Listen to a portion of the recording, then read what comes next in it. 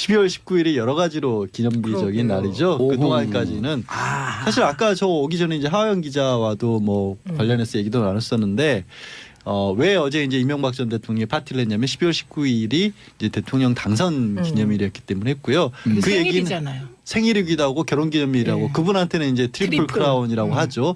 근데 5년 뒤에 똑같은 일이 이제 박 전 대통령에게는 하나가 이제 대통령 당선 기념일이었던 거죠. 오늘이 마침 12월 19일이라서 박 전 대통령 당선 5주년을 맞아 기념적인 날이라서 이 그동안의 역사를 좀 정리해 볼 필요가 있을 것 같아요. 첫째 1주년 때는 굉장히 이제 당직자들 위주로 해서 지금 자유한국당이 이제 뭐 제1야당이 됐지만 그때는 새누리 당직자 청와대에서 한 600여 명이 이제 기념식을 가졌습니다. 당선 1주년 기념식을. 근데 2주년이 이건 역사적으로도 좀 의미가 있는 날이었습니다. 하필이면 통합진보당 해산 결정이 이날 나왔어요. 12월 19일 날.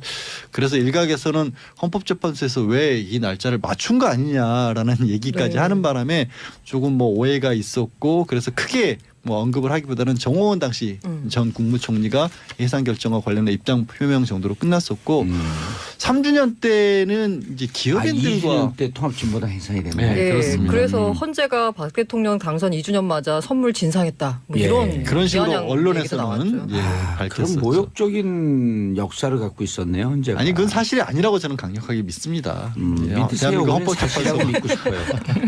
그러지는 고란 않았으라고 기자도 보고요. 눈빛이 믿음이 풍실풍실.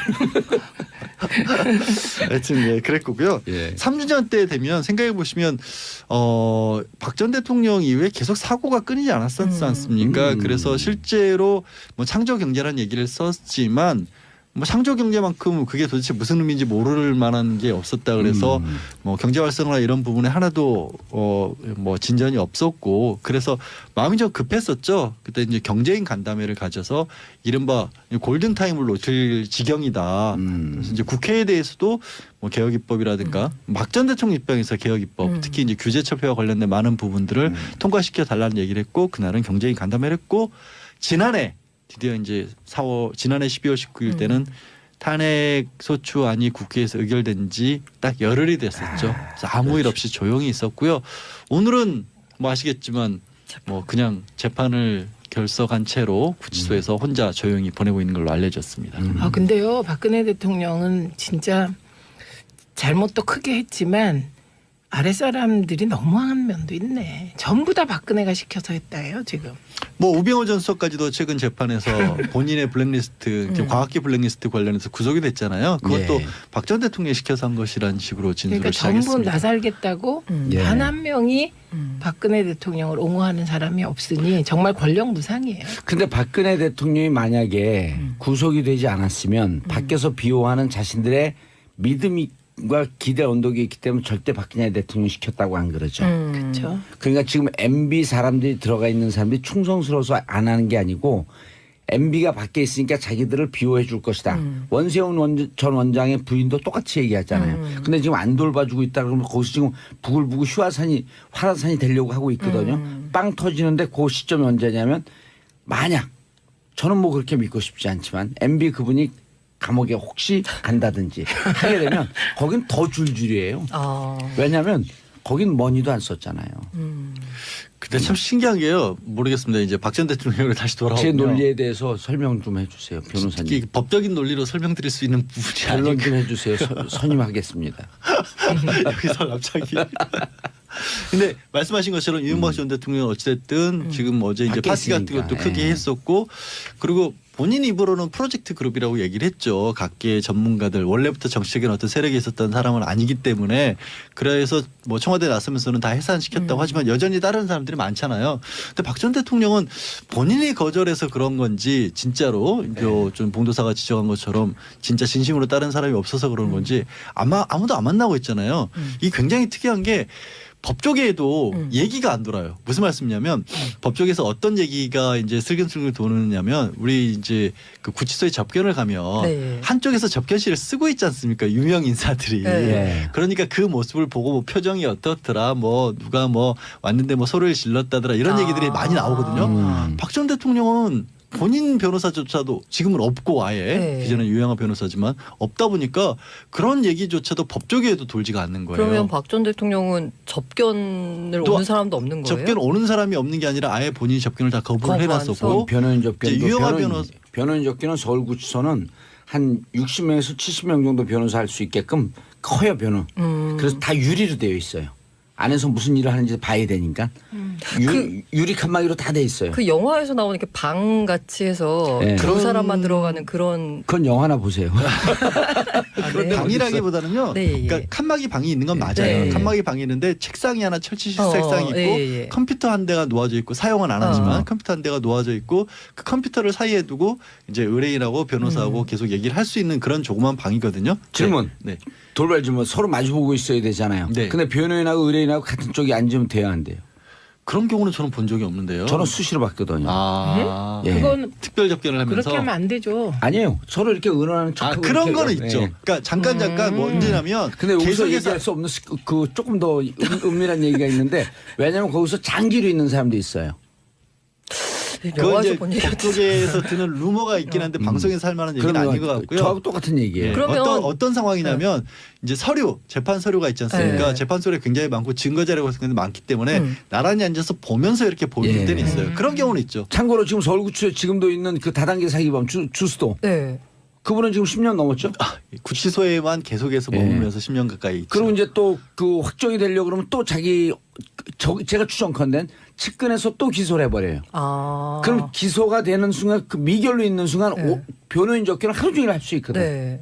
그래서 그 왜 네. 대기업 재벌 총수들이 감옥에 가면 변호사들이 그 막내 변호사들은 하루 종일 가서 그 분하고 분하고 그냥 네. 얘기하는 걸로 것을 한다라고도 하고요. 우리 네. 이제 변호사들은 그만큼 이제 들어야 될 얘기가 많기 때문에 네. 누군가는 상주를 해야 된다라는 얘기도 하기도 하고 실제 뭐 좀 창피한 얘기지만 이른바 집사 변호사라고 집사 해서 변호사. 한 달에 고정 급여를 받고 가서 이제 그렇게 뭐 시간 통일거리를 내주는 해주는. 네. 근데 그게 왜 그러냐면 제일 힘들어하는 게 그 우리 저 전쟁 영화나 드라마 같은 거 보면 꼭 사고 치면 벌 주는 게 독방에 가도 네. 그렇잖아요.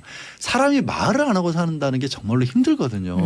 근데 박 전 대통령 같은 게 정말 신기한 게 사람을 아무도 안 만나고 있어요. 그래서 진짜 이거는 보통 사람의 어떤 평범한 어떤 정신 구조로서는 도저히 불가능한 일인데 근데 독방에서 나도 말 안 하고 살았는데 얼마나 계셨는데 독방에서 1년이요. 징벌 받으셨어요? 아니요. 예. 원래 그 정치범은 시국 사람은 다 아니, 독방이에요. 그러니까 그 운동 시간이라든가 아니면 면회는 받으셨을 거 아니에요. 예. 그런데 면회도 안 하잖아요. 그 나머지 시간은 침묵 그 무건 수행했죠. 벽 보고 얘기해요. 그럼 벽이 딱 다시 다 말을 해놔 이게. 이게 이 얘기가 벽이 말을 한다는 얘기가 실제로 전쟁 범죄자들 가운데서 팔레스타인 같은 데서 거쳐있던 미군 병사들은요 보름 이상 혼자 말을 안 시키고 가둬놓으면 자기도 안답니다. 이게 내가 보고 있는 게 환상인데 그런데도 불구하고 벽이 말을 거는 현상이 일어난대요. 이게 과학적으로도 증명이 된 얘기거든요. 박 전 대통령이 유일하게 사람하고 접촉하는 것은 구치소 치료를 받으러 지금 다니고 있다고 하거든요. 오후 5시 이후에 이제 다른 그 재소자들하고 마주치지 않기 위해서 오후 늦게 이제 허리라든가 발목 같은 데 통증 때문에 치료를 하는데 거기 가서는 여기저기가 아프다는 얘기는 하겠죠. 그거 말고는 사람하고의 접촉을 아예 끊고 있어요. 그거 독특한 현상이네. 왜냐 구치소에 있는 의무과 그분들이 거기에 소속돼 있는 의사들이거든요. 네. 근데 5시 6시 되면 다 퇴근해요. 근데 박근혜 대통령 때문에 퇴근 안 하고 특별 근무하는 분들이 있는 거네. 실제로는 그렇습니다. 원래는 이제 4시까지만 규정상 진료를 보고 왜냐하면 4시까지 해놔야 그때부터 진료가 딱 끊기는 게 아니니까. 그렇죠. 정리도 하고. 네, 정리도 하고. 그런데 5시 이후에 박 전 대통령이 하고 있어서 이것도 뭐 일부 특혜 논란은 있지만 구치소 입장에서는 어쩔 수 없는 네. 거 아니냐 이런 것까지는 뭐 근데 이해해 달라는 그 거죠. 얼마 전에 제가 기사를 본 거는 무슨 그 감옥에서 방에서 뭐 사전을 본다. 아니 무슨 대망 책을 읽는다. 이런 뉴스들이 간간히 들렸는데 지금은 전혀 그런 뉴스가 없어서. 지금 뉴스도 나왔어요. 네. 책 이게 도서 목록까지도 줄줄 얘기를 했는데 뭐 대망도 있었고 네. 토지도 있었고 그거는 박 전 대통령만 그런 게 아니라요. 대부분 대하 소설 같은 걸 많이 읽습니다. 긴 시간- 거. 시간 그리고 이렇게 때우려고. 쭉쭉쭉 시간 흘러가는 소설이 아니라 대하 무협지. 뭐 그런 그런 그런데 편인데 그 기사가 이제 왜 안 나오냐면 네. 그 거기서 이제 교도관들 통해 그렇게 취재가 되거든요. 네. 원래는 교도관들 규정 위반이에요. 아. 교도소 내에 있는 얘기를 외부에다 하게 되면 경고 사항이에요. 근데 이제 박근혜 전 대통령에 대한 관심이 있으니까 얘기를 하다가 자꾸 논란이 되니까 교도소 서울구치소 소장이 금지를 엄명을 내렸구나. 엄명을 내렸을 가능성이 높아요.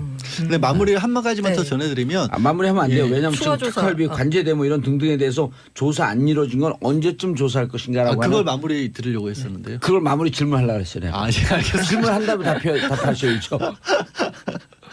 알겠습니다. 그걸 안 여쭤보시길래 제가 알아서 얘기를 하려고 그랬죠. 근데 일단 박 전 대통령 골석 재판 상태에서 재판이 계속되고 있고 아시겠지만 최순실 같은 경우에는 결심 공판에서 검찰에 25년 구형도 했거든요. 그러면 거의 많은 부분의 혐의가 겹치기 때문에 박 전 대통령에 대한 결심도 한 달 이내에는 이루어질 수 있을 것 같아요.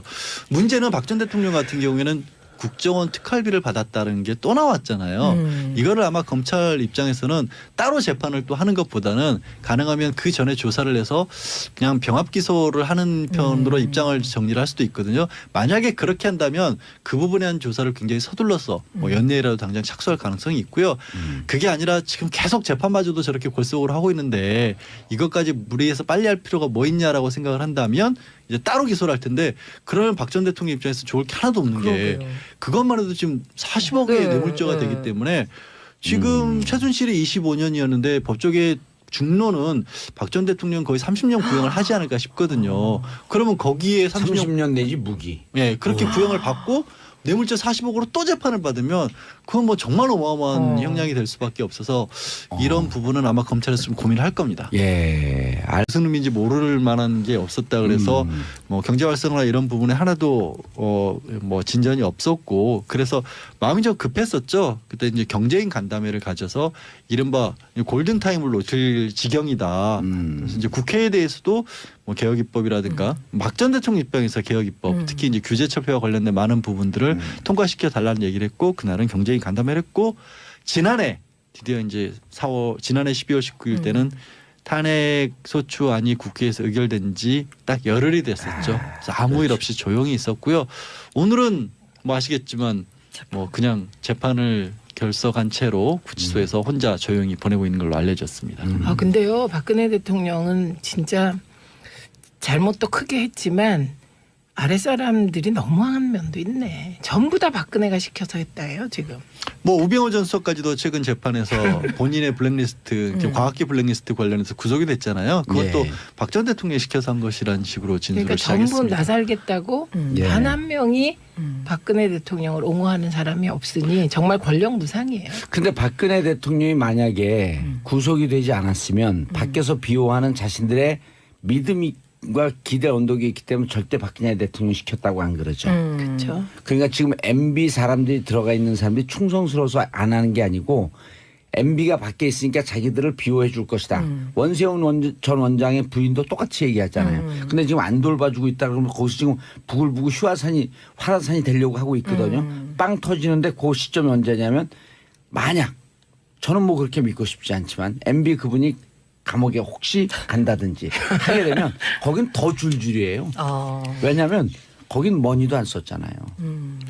근데 참 신기한 게요. 모르겠습니다. 이제 박 전 대통령을 다시 제 돌아오면 논리에 대해서 설명 좀 해주세요, 변호사님. 특히 법적인 논리. 그렇게 하면 안 되죠. 아니에요. 서로 이렇게 의논하는 척하고 그런 이렇게 거는 해요. 있죠. 네. 그러니까 잠깐 뭐 언제냐면 근데 여기서 계속해서 얘기할 수 없는 그 조금 더 은밀한 얘기가 있는데 왜냐하면 거기서 장기로 있는 사람도 있어요.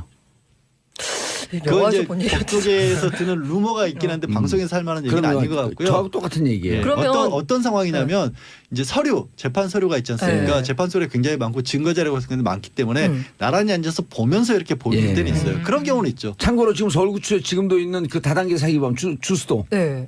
그분은 지금 10년 넘었죠. 구치소에만 계속해서 머물면서 10년 가까이 있죠. 그리고 이제 또 그 확정이 되려고 그러면 또 제가 추정컨대 측근에서 또 기소를 해버려요. 그럼 기소가 되는 순간 그 미결로 있는 순간 네. 변호인 접견을 하루 종일 할 수 있거든. 네. 그래서 그 왜 네. 대기업 재벌 총수들이 감옥에 가면 변호사들이 그 막내 변호사들은 하루 종일 가서 그 분하고 분하고 그냥 네. 얘기하는 걸로 것을 한다라고도 하고요. 우리 네. 이제 변호사들은 그만큼 이제 들어야 될 얘기가 많기 때문에 네. 누군가는 상주를 해야 된다라는 얘기도 하기도 하고 실제 뭐 좀 창피한 얘기지만 이른바 집사 변호사라고 집사 해서 변호사. 한 달에 고정 급여를 받고 가서 이제 그렇게 뭐 시간 통일거리를 내어주는. 해주는. 네. 근데 그게 왜 그러냐면 제일 힘들어하는 게 그 우리 저 전쟁 영화나 드라마 같은 거 보면 꼭 사고 치면 벌 주는 게 독방에 가둬놓잖아요. 네. 사람이 말을 안 하고 산다는 게 정말로 힘들거든요. 근데 박 전 대통령 같은 게 정말 신기한 게 사람을 아무도 안 만나고 있어요. 그래서 진짜 이거는 보통 사람의 어떤 평범한 어떤 정신구조로서 도저히 불가능한 일인데. 근데 독방에서 나도 말 안 하고 살았는데. 얼마나 계셨는데 독방에서? 1년이요. 징벌 받으셨어요? 아니요. 네. 원래 그 시범 시국 사람은 다 아니, 독방이에요. 그러니까 그 운동 시간이라든가 아니면 면회는 받으셨을 거 아니에요. 예. 그런데 면회도 안 하잖아요. 그 나머지 시간은 침묵 그 무건 수행했죠. 벽 보고 얘기해요. 그럼 벽이 딱 다시 다 말을 해놔. 달리로 설명드릴 수 있는 부분이 결론 아닌가. 좀 해주세요. 선임하겠습니다. 여기서 갑자기. 근데 말씀하신 것처럼 이명박 전 대통령은 어찌됐든 지금 어제 이제 밖에 파티 같은 있으니까. 것도 크게 예. 했었고 그리고 본인 입으로는 프로젝트 그룹이라고 얘기를 했죠. 각계 전문가들 원래부터 정치적인 어떤 세력이 있었던 사람은 아니기 때문에 그래서 뭐 청와대 나서면서는 다 해산시켰다고 하지만 여전히 다른 사람들이 많잖아요. 근데 박 전 대통령은 본인이 거절해서 그런 건지 진짜로 좀 봉도사가 지적한 것처럼 진짜 진심으로 다른 사람이 없어서 그런 건지 아무도 안 만나고 있잖아요. 이게 굉장히 특이한 게 법조계에도 얘기가 안 돌아요. 무슨 말씀이냐면 법조계에서 어떤 얘기가 이제 슬근슬근 도느냐면 우리 이제 그 구치소에 접견을 가면 네. 한쪽에서 접견실을 쓰고 있지 않습니까? 유명 인사들이. 네. 그러니까 그 모습을 보고 뭐 표정이 어떻더라 뭐 누가 뭐 왔는데 뭐 소리를 질렀다더라 이런 얘기들이 많이 나오거든요. 박 전 대통령은 본인 변호사조차도 지금은 없고 아예 네. 기존에 유영아 변호사지만 없다 보니까 그런 얘기조차도 법조계에도 돌지가 않는 거예요. 그러면 박 전 대통령은 접견을 또 오는 사람도 없는 거예요? 접견 오는 사람이 없는 게 아니라 아예 본인이 접견을 다 거부를 거부해서? 해놨었고 변호인 접견. 이제 유영하 변호인 접견은 서울구치소는 한 60명에서 70명 정도 변호사 할 수 있게끔 커요 변호. 그래서 다 유리로 되어 있어요. 안에서 무슨 일을 하는지 봐야 되니까 유리 칸막이로 다 돼 있어요. 그 영화에서 나오는 이렇게 방 같이 해서 네. 두 사람만 들어가는 그런 그건 영화나 보세요. 네. 방이라기보다는요. 네, 예. 그러니까 칸막이 방이 있는 건 맞아요. 네. 칸막이 방이 있는데 책상이 하나 철치식 책상이 있고 예. 컴퓨터 한 대가 놓아져 있고 사용은 안 하지만 컴퓨터 한 대가 놓아져 있고 그 컴퓨터를 사이에 두고 이제 의뢰인하고 변호사하고 계속 얘기를 할 수 있는 그런 조그만 방이거든요. 질문. 네. 돌발 질문. 서로 마주보고 있어야 되잖아요. 네. 근데 변호인하고 의뢰인하고 같은 쪽에 앉으면 돼야 안 돼요. 그런 경우는 저는 본 적이 없는데요. 저는 수시로 봤거든요. 아. 예. 그건 특별 접견을 하면 이게 이 얘기가 벽이 말을 한다는 얘기가 실제로 전쟁 범죄자들 가운데서 팔레스타인 같은 데서 거쳐있던 미군 병사들은요 보름 이상 혼자 말을 안 시키고 가둬놓으면 자기도 안답니다. 이게 내가 보고 있는 게 환상인데 그런데도 불구하고 벽이 말을 거는 현상이 일어난대요. 이게 과학적으로도 증명이 된 얘기거든요.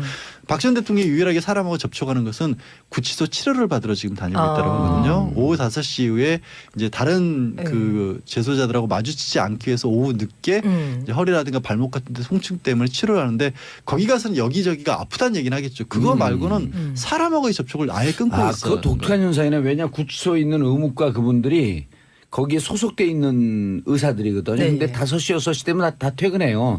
근데 박근혜 대통령 때문에 퇴근 안 하고 특별 근무하는 분들이 있는 거네. 실제로는 그렇습니다. 원래는 이제 4시까지만 규정상 진료를 보고 왜냐하면 4시까지 해놔야 그때부터 진료가 딱 끊기는 게 아니니까. 그렇죠. 정리도 하고. 네, 정리도 하고. 그런데 5시 이후에 박 전 대통령이 하고 있어서 이것도 뭐 일부 특혜 논란은 있지만 구치소 입장에서는 어쩔 수 없는 네. 거 아니냐 이런 것까지는 뭐 근데 이해해 달라는 그 거죠. 얼마 전에 제가 기사를 본 거는 무슨 그 감옥에서 방에서 뭐 사전을 본다. 아니 무슨 대망 책을 읽는다. 이런 뉴스들이 간간히 들렸는데 지금은 전혀 그런 뉴스가 없어서. 지금 뉴스도 나왔어요. 네. 책 이게 도서 목록까지도 줄줄 얘기를 했는데 뭐 대망도 있었고 네. 토지도 있었고 그거는 박 전 대통령만 그런 게 아니라요. 대부분 대하 소설 같은 걸 많이 읽습니다. 긴 시간- 거. 시간 그리고 이렇게 때우려고. 쭉쭉쭉 시간 흘러가는 소설이 아니라 대하 무협지. 뭐 그런 그런 그런데 편인데 그 기사가 이제 왜 안 나오냐면 네. 그 거기서 이제 교도관들 통해 그렇게 취재가 되거든요. 네. 원래는 교도관들 규정 위반이에요. 아. 교도소 내에 있는 얘기를 외부에다 하게 되면 경고 사항이에요. 근데 이제 박근혜 전 대통령에 대한 관심이 있으니까 얘기를 하다가 12월 19일이 여러 가지로 기념비적인 그러게요. 날이죠. 오후. 그동안까지는 사실 아까 저 오기 전에 이제 하화영 기자와도 뭐 관련해서 얘기도 나눴었는데 왜 어제 이제 이명박 전 대통령이 파티를 했냐면 12월 19일이 이제 대통령 당선 기념일이었기 때문에 했고요. 그 얘기는 생일이잖아요. 생일이기도 하고 결혼기념일이라고 네. 그분한테는 이제 트리플 크라운이라고 하죠. 근데 5년 뒤에 똑같은 일이 이제 박 전 대통령에게는 하나가 이제 대통령 당선 기념일이었던 거죠. 오늘이 마침 12월 19일이라서 박 전 대통령 당선 5주년을 맞아 기념적인 날이라서 이 그동안의 역사를 좀 정리해 볼 필요가 있을 것 같아요. 첫째 1주년 때는 굉장히 이제 당직자들 위주로 해서 지금 자유한국당이 이제 뭐 제1야당이 됐지만 그때는 새누리 당직자 청와대에서 한 600여 명이 이제 기념식을 가졌습니다. 당선 1주년 기념식을. 근데 2주년이 이건 역사적으로도 좀 의미가 있는 날이었습니다. 하필이면 통합진보당 해산 결정이 이날 나왔어요. 12월 19일 날. 그래서 일각에서는 헌법재판소에서 왜 이 날짜를 맞춘 거 아니냐라는 얘기까지 네. 하는 바람에 조금 뭐 오해가 있었고 그래서 크게 뭐 언급을 하기보다는 정호원 당시 전 국무총리가 해산 결정과 관련된 입장 표명 정도로 끝났었고 3주년 때는 이제 기업인들과 2주년 때 통합진보당 해산이 됐네. 네, 그렇습니다. 그래서 헌재가 박 대통령 당선 2주년 맞아 선물 진상했다. 뭐 예. 이런 그런 식으로 비아냥 얘기도 언론에서는 나왔죠. 예, 그런 밝혔었죠. 모욕적인 역사를 갖고 있었네요, 현재가. 아니 그건 사실이 아니라고 저는 강력하게 믿습니다. 예, 믿으세요. 대한민국 우리는 사실이라고 헌법재판소 믿고 싶어요. 그러지는 않았으리라고 고란 기자도 보고요. 눈빛이 믿음이 풍실풍실. 하여튼 예, 그랬고요. 예. 3주년 때 되면 생각해 보시면 박 전 대통령 이후에 계속 사고가 끊이지 않았었지 않습니까? 그래서 실제로 뭐 창조 경제라는 얘기를 썼지만 뭐 창조 경제만큼 그게 도대체